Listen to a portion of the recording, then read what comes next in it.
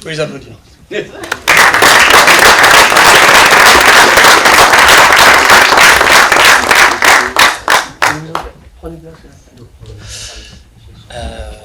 Voilà, donc place aux étudiants.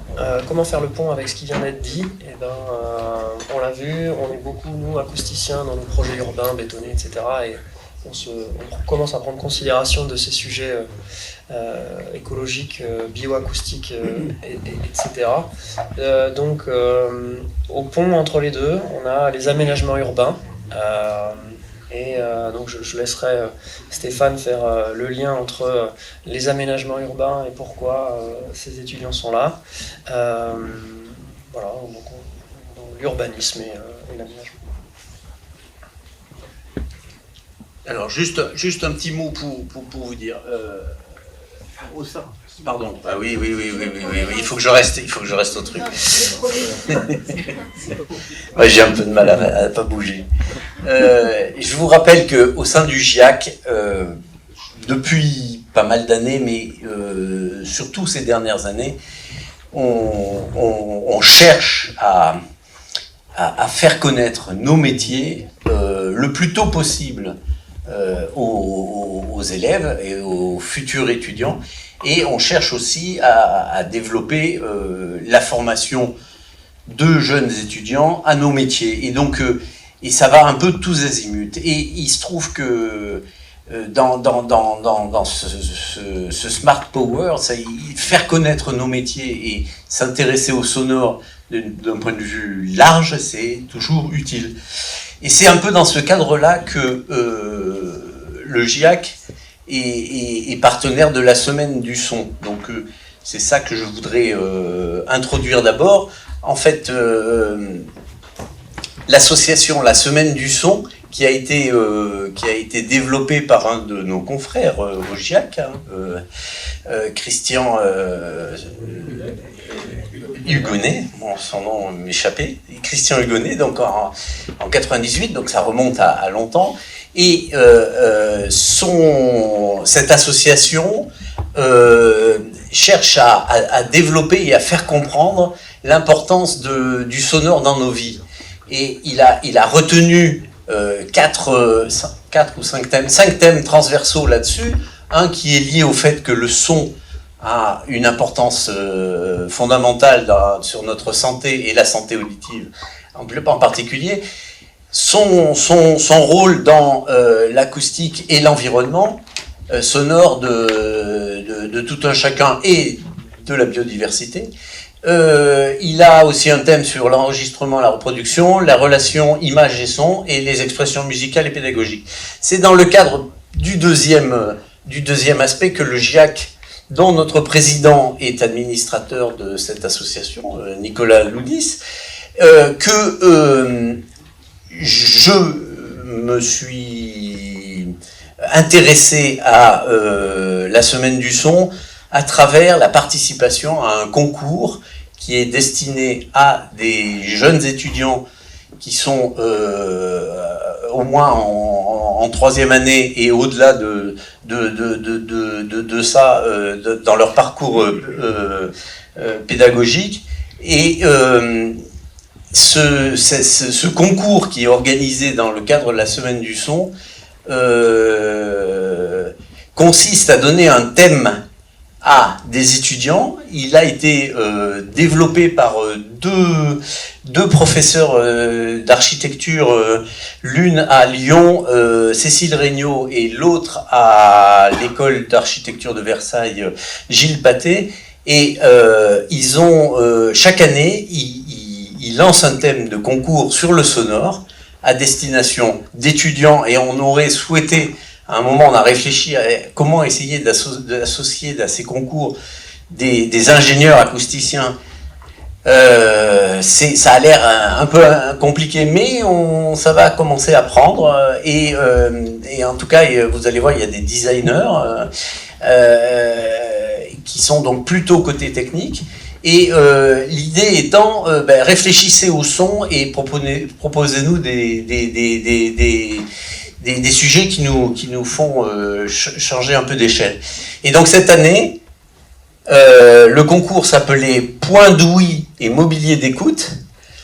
Et donc il y a eu 21 équipes d'étudiants qui ont répondu à ce concours.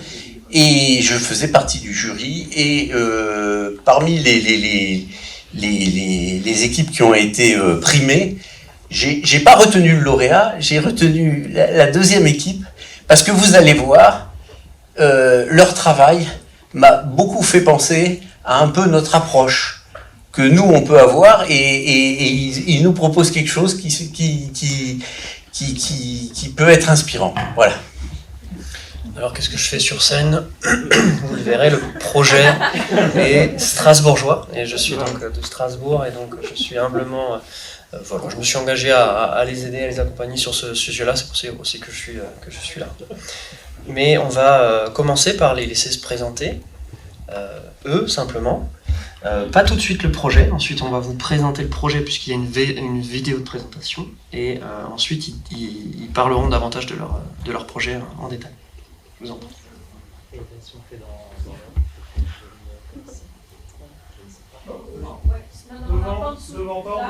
Devant taper dessus. C'est magnifique.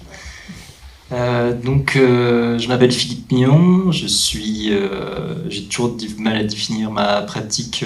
Je suis compositeur, ingénieur du son et designer sonore. J'essaie d'alterner un peu entre toutes ces choses-là. Donc j'ai des diplômés de l'école au Mans, donc le DNSP mention design sonore, qui est une formation qui a été initiée par les Beaux-Arts du Mans, l'IRCAM, avec l'INSI des ateliers. Avant ça, moi j'ai plus un parcours de régie du spectacle et de composition, musique électronique au conservatoire. Et donc voilà pour ma présentation. Merci. Bonjour, moi c'est Chloé Terré. J'ai fait une licence en design éco-social.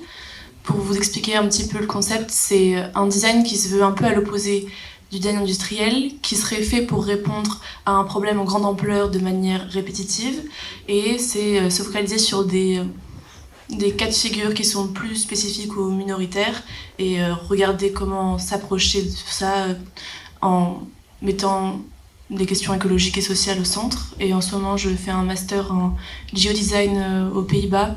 Géo pour le côté géopolitique ou géographique, en tout cas la compréhension d'un contexte et son implication sur des conséquences sociales, par exemple.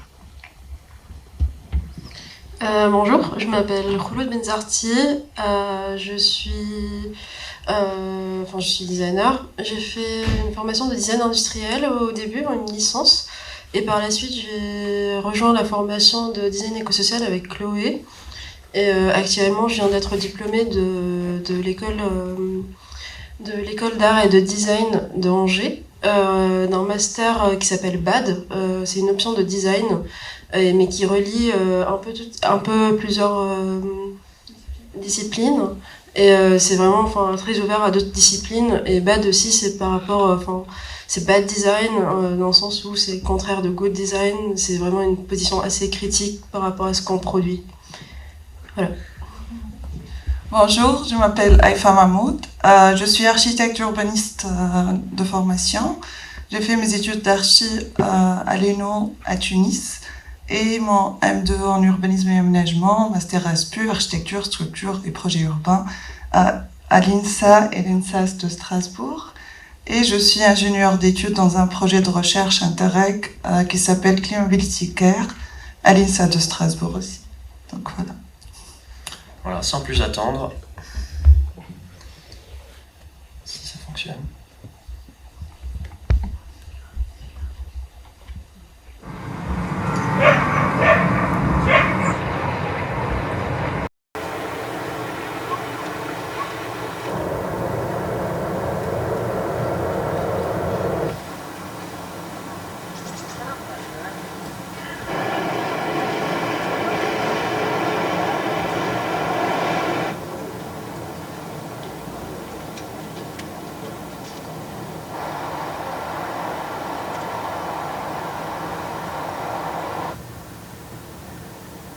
Au cœur de l'Europe, un parc doté d'installations artistiques est bordé d'une activité industrielle. Vous l'aurez peut-être reconnu, nous sommes au Jardin des Deux Rives à Strasbourg. Situé sur le Rhin, entre la France et l'Allemagne, ce jardin dispose d'une richesse culturelle et historique singulière. Ancien hippodrome réquisitionné comme terrain d'entraînement par l'armée allemande au cours de la Seconde Guerre mondiale, ce parc est aujourd'hui porté comme symbole de l'amitié franco-allemande. Il accueille des installations et activités diverses, comme des jardins éphémères, œuvres d'art, spectacles vivants et événements sportifs. La typologie sonore du jardin est vaste. Aux alentours du parc, les premières formes sonores que l'on perçoit sont liées à l'industrie et au transport. Les usines au sud et à l'ouest propagent des nappes sonores graves sur l'ensemble du parc, tandis que l'axe routier et ferroviaire situé au nord assure un bruit blanc quasi continu. De manière plus ponctuelle, mais régulière, les passages de bateaux, les cloches des églises et les vols d'avions autour de l'aérodrome de Strasbourg situé plus loin au sud-ouest sont persistants dans le paysage sonore. Une fois dans le parc, les premiers chants d'oiseaux nous parviennent. Entre les eaux du fleuve et une terre boisée et végétalisée, le parc est un terreau de biodiversité. Les différents pôles d'activité émergent quand on les approche. Le haras, le cirque, le parc pour chiens et les aires de jeu happent l'oreille à proximité. Le long des chemins, on rencontre des bruits de pas, les cliquetis des roues de vélo, des bribes de discussion et autres sons anthropiens. Enfin, on perçoit les sonorités de l'eau le long de la rive, les remous du Rhin et les vagues provoquées par le passage des bateaux. Le vent aussi se fait entendre dans les feuilles, à travers les structures et surtout dans les oreilles des usagers. Notre proposition de mobilier d'écoute se présente sous la forme de 2 paraboles identiques, placées sur chacune des rives. Il s'agit d'une installation sonore à forte directivité. La forme parabolique permet de faire converger les ondes sonores en un point que l'on appelle le foyer, et qui devient le point d'ouïe. Seules les ondes sonores émises en face de la parabole convergent vers le foyer. En se plaçant au point d'ouïe, indiqué par le sommet de la tige, la parabole permet de focaliser son écoute sur une zone ou une source précise. Face au revêtement métallique de la structure, l'usager expérimente une écoute sous le prisme acousmatique. Les paraboles gravitent autour d'une plateforme circulaire grâce à un système de roulement imbriqué en bas de la structure. Les 2 poignées situées à l'arrière de l'installation facilitent sa manipulation. Une petite ouverture permet d'ajuster l'orientation de la parabole vers la zone d'écoute choisie. La tige métallique, placée au centre de la parabole, fait office de repère pour l'usager. L'emplacement des paraboles a été pensé pour être à portée de toute la diversité sonore du parc, mais aussi à l'intersection des principaux flux de passage. La couleur rouge, complémentaire au vert de la végétation environnante, les rend particulièrement visibles et incite les usagers à venir interagir avec elles. Se faisant face, les paraboles tissent un lien immatériel entre les 2 rives et encouragent l'écoute de l'autre bord. Au-delà de ces qualités techniques, les paraboles portent une forte puissance symbolique liée à la recherche, à l'astronomie et aux communications. Mises hors de notre portée, elles font appel à des protocoles complexes et impalpables. Installés dans le jardin, les grands écouteurs nous permettent d'être plus attentifs au paysage sonore. Elles nous invitent à se réapproprier cet objet mystifié, un outil pour mieux capter, percevoir plus loin, plus précisément et plus fort.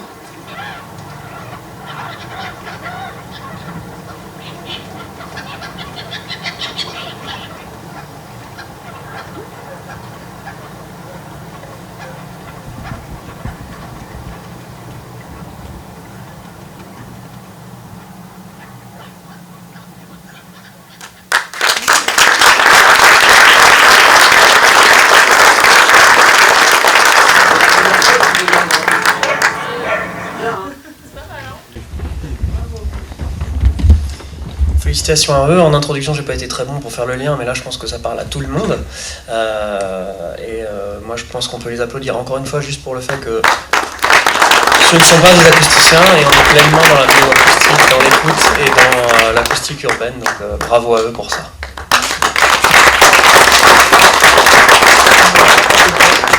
Ouais, parce qu'ils voulaient en parler ou s'il y avait des questions. Il y a des questions. Alors, est-ce qu'il y a des questions avant qu'eux-mêmes parlent rapidement de leur projet, en détail, enfin en détail, sans... Alors, allez-y. Dans un premier temps, on voulait juste parler un peu de notre équipe. Donc, comme vous avez pu le voir, en fait, on est tous issus de spécialités un peu différentes. On s'est retrouvés pour faire ce projet-là. En fait, moi, j'ai entendu parler de ce projet puisqu'il y a des professeurs que j'ai eus qui faisaient partie des membres du jury de ce concours et qui nous incitaient à y participer.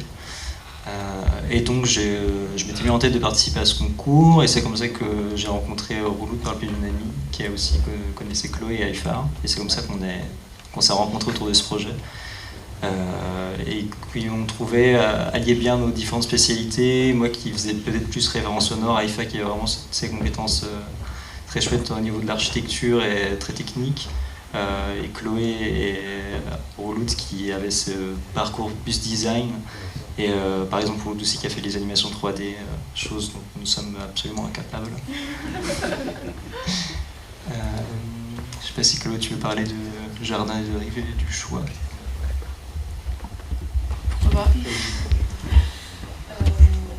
Oui, on a passé un petit bout de temps pour choisir un espace qui nous convenait pour son paysage sonore et sa particularité. Le fait qu'on soit tous séparés géographiquement a aussi joué sur Strasbourg, qui était un peu un lien entre nos différents emplacements. Et en allant sur place, on était vraiment fascinés par l'ambiance sonore qui était vraiment plurielle, qui aille d'un bruit blanc sourd à des bruits récurrents, le bateau qui passe, les voitures. Et donc on était vraiment intrigués. C'est comme ça que l'idée de la parabole est venue. Il y avait aussi l'aspect transfrontalier, parce que ce jardin est entre l'Allemagne et la France. Et donc c'est tous ces aspects-là qui nous ont... En tout cas, nous trois, on n'était pas strasbourgeois. Haïfa habite à Strasbourg. Donc on était pris par la surprise, qui a fait qu'on a eu un regard sur le parc qui était tout à fait nouveau et plein de sensibilité, je dirais. Je voulais juste ajouter par rapport au choix du parc, il y avait aussi que la rivière qui faisait une sorte de frontière en fait immatérielle, et que après le projet, on a réfléchi après être arrivé au parc au final, mais aussi pour faire le lien avec les paraboles, c'était un peu aussi un lien entre les deux frontières en fait. Comment casser cette frontière immatérielle qui est le Rhin. Et du coup, pour arriver aux paraboles, on avait vraiment réfléchi à des objets avec des qui ne nécessitent pas beaucoup de maintenance en fait, tout au long, et aussi qui offre une propriété acoustique qui est plutôt low-tech, du coup vraiment par rapport à sa forme et sa matière.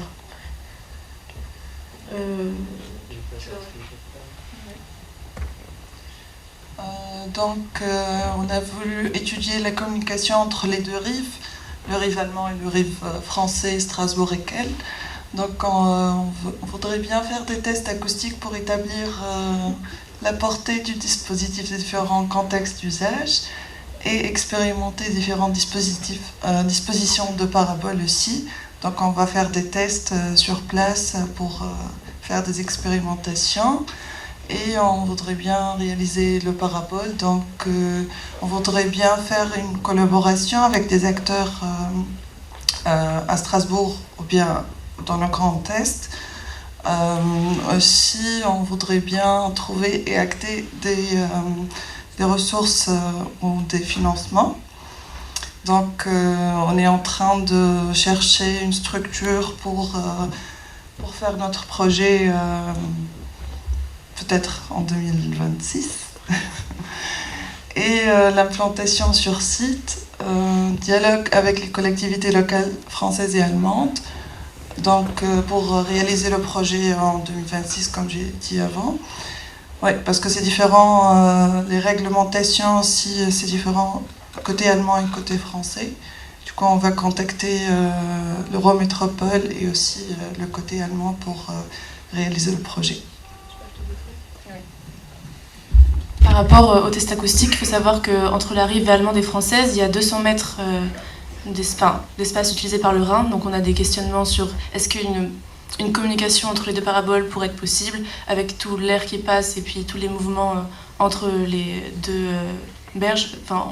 On a des enjeux acoustiques qu'on essaye de travailler à plus petite échelle, par exemple avec des paraboles de télé, je peux le dire comme ça. Ouais, parabole de télé, ou juste pour changer l'échelle. Donc ça, c'est notre enjeu acoustique par rapport à la réalisation du projet. Sinon, on restera plus sur une écoute de l'environnement, puisqu'on voit beaucoup de qualité au parc, au jardin.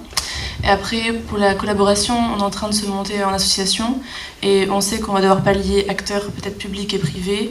Et pour ça, vraiment, on s'en tourne à votre expérience parce qu'on est absolument nouveau dans ce domaine. Donc n'hésitez pas si vous avez des petites idées ou bien de l'expérience à partager avec nous, ça fera grand plaisir. Si vous avez des questions, on vous écoute. Merci. Mais en tout cas, l'appel est très clair pour tous ceux qui ont été séduits par le projet, qui ne connaissent pas encore Strasbourg. Y habitant, c'est la plus belle ville du monde, évidemment. Et je dis pas ça parce qu'on est à Marseille. Mais en tout cas, voilà. Merci à vous. Et s'il y a des questions, n'hésitez pas à aller les voir ensuite dans un cadre plus informel.